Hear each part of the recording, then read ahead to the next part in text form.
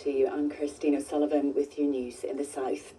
Extensive police searches are continuing today to find a prisoner who escaped from a transport van in Poole in Dorset. 32-year-old Jason Evans went missing yesterday after appearing in court charged with assault. Officers are urging the public not to approach him. Rail passengers face disruption over the Easter weekend. In Hampshire, buses will replace trains between Winchester and Southampton until Monday due to planned maintenance work. While many services across the south are also running a reduced timetable and we're being advised to check before setting off. Now, did you know that less than 2.5% of tradespeople are women? The industry has a huge shortage of workers though, and one council in the south is highlighting some of its success stories in the hope of inspiring others. Here's our political editor, Emily Hudson. This broken bath is coming out and being replaced. The fitters doing the work are an all-female team. Faith is one of the apprentices. So ever since I was little, I did little jobs with my dad around the house for other people, and I really enjoyed it. And I was more of a hands-on kind of person.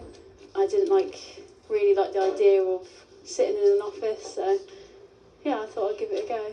Today she's learning from Kerry, who's done this job for 19 years. I like it because it's hands-on and I get to do practical things.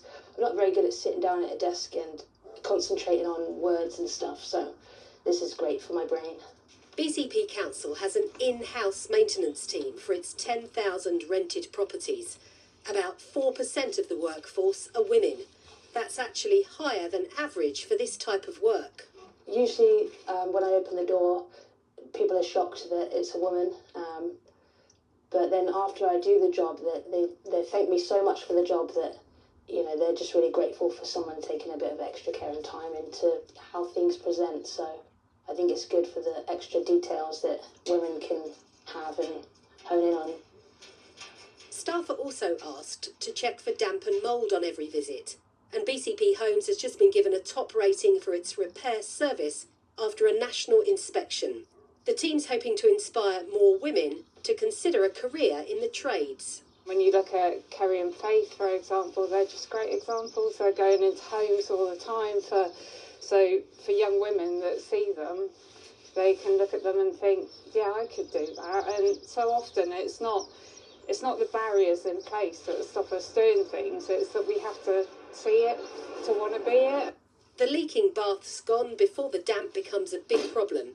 That new one's fitted just in time. Emily Hudson, BBC South Today in Bournemouth.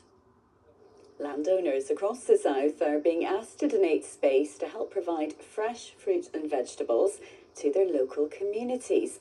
Not-for-profit organisation Oxfarm to Fork has 21 sites currently, but needs more to meet growing demand. It says just 1% of the produce grown in Oxfordshire stays there. Matt Graveling has more. Nestled in the heart of the Oxfordshire countryside is a little garden. Only 150 foot long, the goods grown feed hundreds of students. Even though it's only April, we've still got about 20 plus different crops in the ground at the moment. We've got curly kale, we've got perennial broccoli, different herbs growing like chervil and coriander. This is a small-scale farm, growing a diverse variety of vegetables, fruits and herbs. The benefit of small scale is that you can, try and be in harmony with nature as best as possible. So not using chemical sprays, not using heavy machinery, which results in there being a better crop at the end of it, which is healthier for the people that are going to eat it. This market garden is on just half an acre of land, yet it's estimated it can provide food for around 30 to 40 families every week. Harrison works with Oxfarm to Fork, who have 21 plots within a 50-mile radius of Oxford city centre. But with a dream to provide quality produce to schools and hospitals, they need more land. We had a recent call out to large landowners to be offering a smaller space for a market garden to be set up. Like they want to give something back to the local community, and that food can feed into their local village. We've been planting out some kale. One landowner who answered the call in 2023 is Steve, who says he's now planning to double the size of this site. We like seeing the guys here working in the field. We like to see the results that they've had. I'm really interested in the people who the products are then being sold to. I get a great deal out of it, and I intend to get a great deal more out of it. If, like Steve, you're keen to help, contact Ox Farm to Fork and help their gardens grow. Matt Graveling, BBC South Today.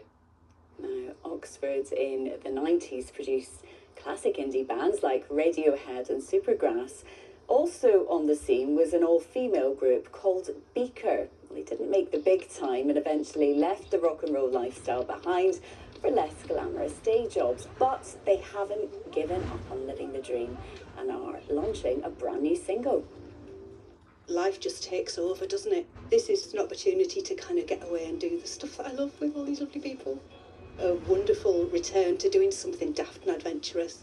It is brilliant. There's something really liberating about being sweaty and manky most of the time, and I love that. Because we're at a different stage of our lives, it's different, in that we're not trying to make a career. It's important to just remember who you are.